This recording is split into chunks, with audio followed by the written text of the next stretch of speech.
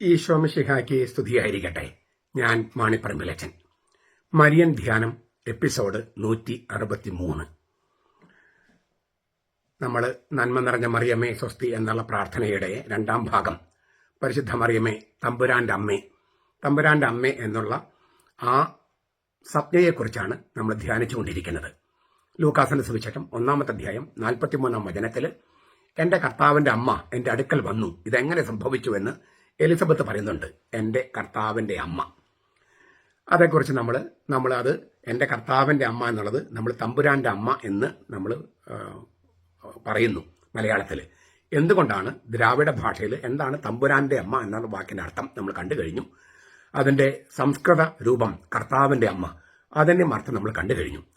ഗ്രീക്കിൽ അതിൻ്റെ അർത്ഥവും നമ്മൾ സൂചിപ്പിച്ചു.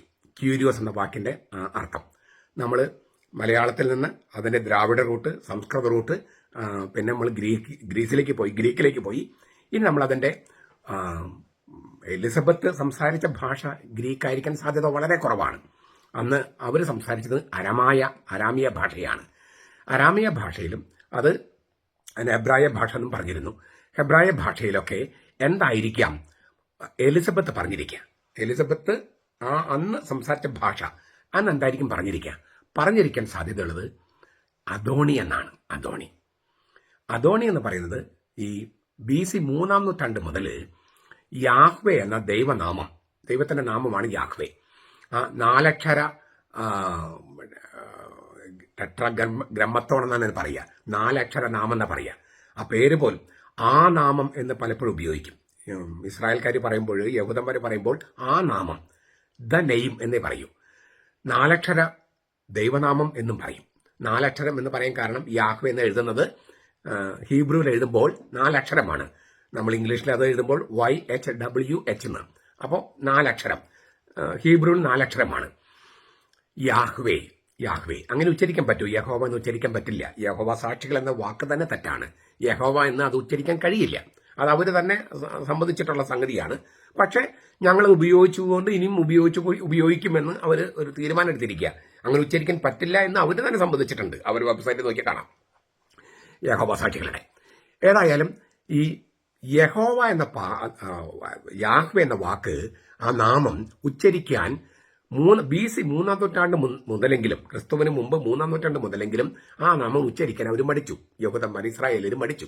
അതിന് പകരം അവർ ഉപയോഗിച്ചിരുന്ന വാക്കാണ് അദോണായി. അതിന്റെ എന്റെ കർത്താവ്, അദോണായി എന്നത് കർത്താവ് അല്ലെങ്കിൽ തമ്പുരാൻ, എന്റെ കർത്താവ് അല്ലെങ്കിൽ എന്റെ തമ്പുരാൻ, അതിനാണ് അദോണി എന്ന് പറയുന്നത്. അദോണി.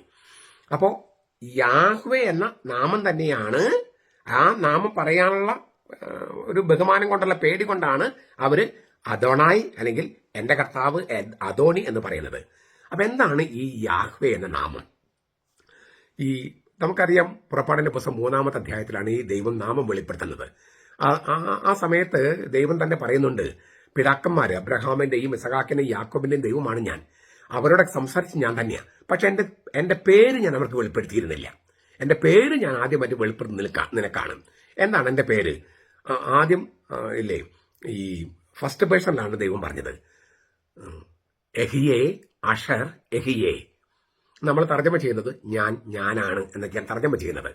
ഞാൻ ദ നെയിം ഓഫ് ഗോഡ് എന്ന് പറഞ്ഞിട്ട് ഞാനൊരു പുസ്തകം എഴുതിയിട്ടുണ്ട് ഇംഗ്ലീഷിൽ. അതിനകത്ത് ഞാൻ ചുരുങ്ങിയത് 19 തരത്തിലെങ്കിലും ഇത് തർജ്ജമ ചെയ്യാമെന്ന് പറഞ്ഞിട്ടുണ്ട്. അതിൽ ഏറ്റവും നല്ല തർജ്ജമയായിട്ട് ബെനഡിക്ട് മാർപ്പാപ്പ അവതരിപ്പിക്കുന്നത് എഹിയേ അഷർ എഹിയേ, ഞാനാണ് എന്നുള്ളതിന്റെ ഏറ്റവും നല്ല തർജ്ജമയായിട്ട് അദ്ദേഹം പറയുന്നത്. ഒരുപാട് അതിന്റെ ഭാഷാപരമായ കാര്യങ്ങളെല്ലാം പഠിച്ചതിന് ശേഷമാണ് അദ്ദേഹം പറയുന്നത്, ഞാനായിരിക്കുന്നത് നിനക്ക് വേണ്ടിയാണ്, ഞാനായിരിക്കുന്നത് നിനക്ക് വേണ്ടിയാണ്. അങ്ങനെയാണ് ഈ എഹിയേ അഷർ എഹിയേ എന്ന വാക്കിനെ ദൈവം അങ്ങനെയാണ് വെളിപ്പെടുത്തിയത്. ദൈവം തന്റെ നാമം വെളിപ്പെടുത്തിയത് ഞാനായിരിക്കുന്നത് നിനക്ക് വേണ്ടിയാണ്. അതിന്റെ തേർഡ് പേഴ്സൺ വരുമ്പോഴാണ് യാഹ്വേ. എഹിയേ അഷർ എഹിയേ, എഹിയേ എന്നുള്ളത് ഞാൻ, അത് തേർഡ് പേഴ്സൺ ഹി ഈസ്, അങ്ങനെ ആകുമ്പോഴാണ് അത് യാഹ്വേ. അപ്പോ എഹിയേ അഷർ എഹിയേ എന്നുള്ളത് തേർഡ് പേഴ്സൺ ആകുമ്പോൾ യാഹ്വേ. എഹിയേ യാഹ്വേ. എഹിയേ എന്ന് പറഞ്ഞാൽ ഞാൻ, ഐ ആം. യാഹ്വേ എന്ന് പറഞ്ഞാൽ ഹി ഈസ്. അപ്പോ യാഹ്വേ, ഇതാണ് ദൈവത്തിന്റെ നാമം. ദൈവത്തിന്റെ പേര് യാഹ്വേ എന്നാണ്. അല്ലാതെ മറ്റൊരു പേരില്ല. ഈ അള്ളാഹു എന്ന് പറയുന്നത് ദൈവത്തിന്റെ പേരല്ല.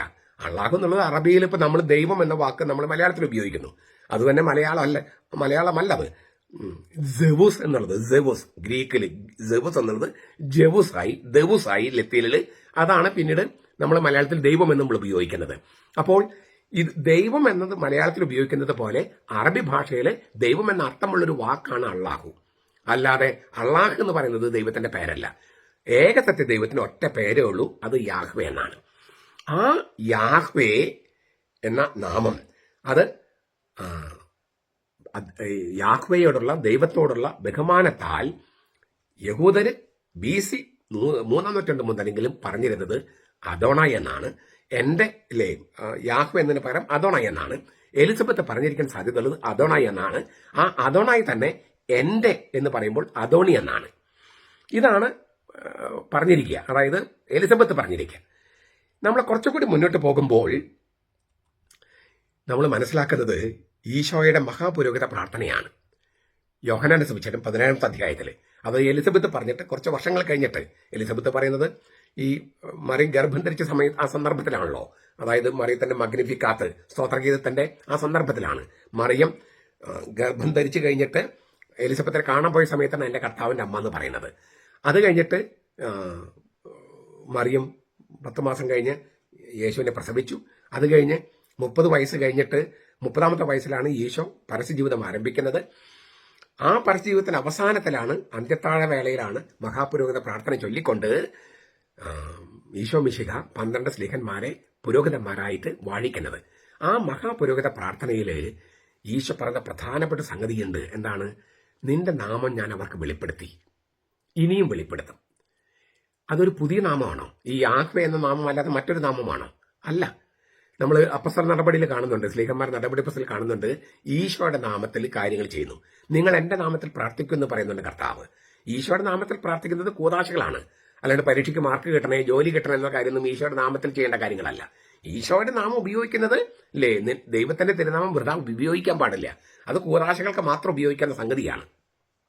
അപ്പോൾ ഞാൻ നിന്റെ നാമം വെളിപ്പെടുത്തി എന്ന് പറയുമ്പോൾ വേറൊരു പുതിയ നാമമല്ല. യാഹ്വേ എന്ന നാമം കൂടാതെ വേറൊരു പുതിയ നാമം അല്ല. ഇനിയും വെളിപ്പെടുത്തും പറയുമ്പോൾ പുതിയൊരു നാമം വെളിപ്പെടുത്തുമെന്നല്ല. പുതിയ നിയമത്തിൽ അത് ഈശോ എന്ന ആളാണ്. ഈശോ എന്ന ആളാണ് ദൈവനാമം. ഈശോ എന്ന ആളാണ് ദൈവനാമം. പഴയ നിയമത്തിൽ ഒരു നാമമായിട്ട് വെളിപ്പെടുത്തി. അപ്പൊ ഒരു പഴയ നിയമക്കറിയാം, ഒരു നിഴൽ രൂപമാണ്. അതിന്റെ യാഥാർത്ഥ്യം എന്ന് പറയുന്നത് പുതിയ നിയമത്തിലാണ്. അപ്പോൾ പുതിയ നിയമത്തില് ഈ ദൈവനാമം എന്ന് പറഞ്ഞത് ഒരാളാണ് എന്ന് വെളിപ്പെടുത്തിയിരിക്കുകയാണ്. ഒരാളാണ്.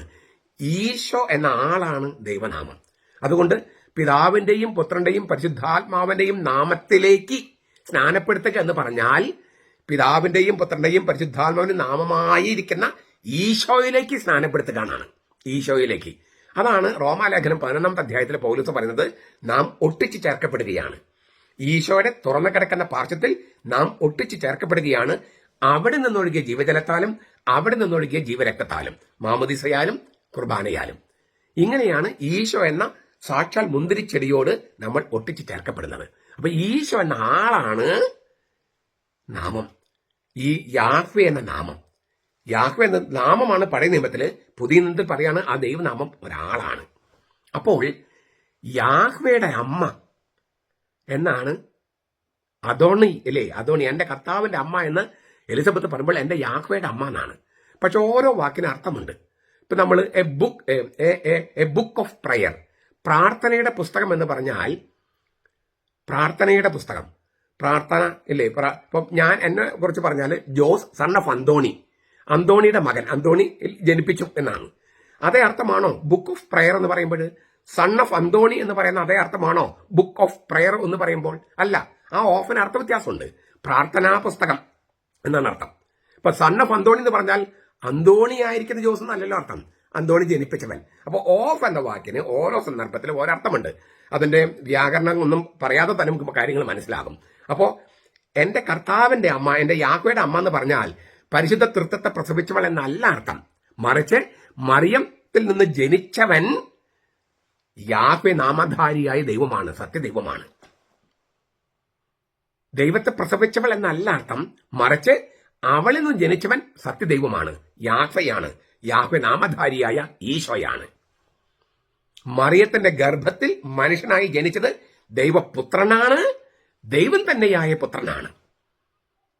യോഹന്നാൻ 1:18, ലൂക്കാസ് 1:34-35. അപ്പോ ഞാൻ കഴിഞ്ഞ ക്ലാസ്സിൽ പറഞ്ഞതൊന്ന് ആവർത്തിക്കുകയാണ്. ഈ എന്റെ കർത്താവിന്റെ അമ്മ, എന്റെ യാഹ്വയുടെ അമ്മ എന്നൊക്കെ, അല്ലെങ്കിൽ എന്റെ അദോണിയുടെ അമ്മ എന്ന് എലിസബത്ത് തിരുവചനത്തിൽ വെളിപ്പെടുത്തുമ്പോൾ രണ്ട് കാര്യങ്ങളാണ് പറയുന്നത്. ഒന്ന്, നസ്രത്തിലെ യേശു ദൈവമായ കർത്താവാണ്. രണ്ട്, ആ കർത്താവിന്റെ അമ്മയാണ് മറിയം. ഈ ഇരട്ട രഹസ്യങ്ങളാണ് അവിടെ വെളിപ്പെടുത്തിയിരിക്കുന്നത്. കത്തോലിക്ക സഭയുടെ മതബോധനം 449 495. അപ്പൊ ഞാൻ ഒന്നുകൂടി തുടക്കത്തിൽ പറഞ്ഞ് അവസാനിപ്പിക്കുകയാണ്. നമ്മൾ ആദ്യം തമ്പുരാൻ എന്ന ദ്രാവിഡ റൂട്ട് നമ്മൾ കണ്ടു കഴിഞ്ഞു, തമ്പുരാന്റെ അമ്മ.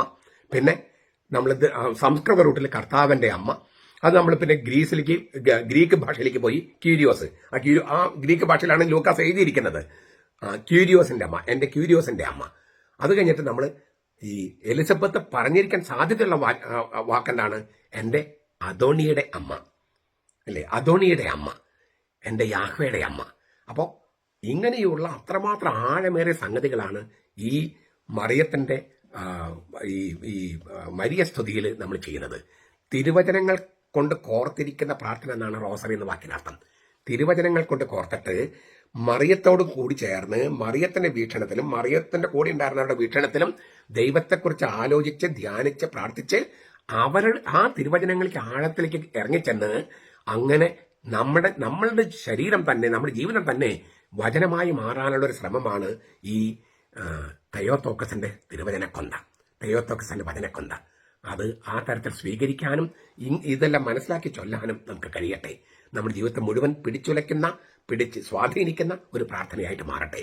നമ്മുടെ കർത്താവ് ഈശോ മിശിഹായുടെ കൃപയും പിതാവായ ദൈവത്തിന്റെ സ്നേഹവും പരിശുദ്ധാത്മാവിന്റെ സഹവാസവും നാം എല്ലാവരോടും കൂടി ഉണ്ടായിരിക്കട്ടെ, ഇപ്പോഴും എപ്പോഴും എന്നേക്കും. ആമേൻ.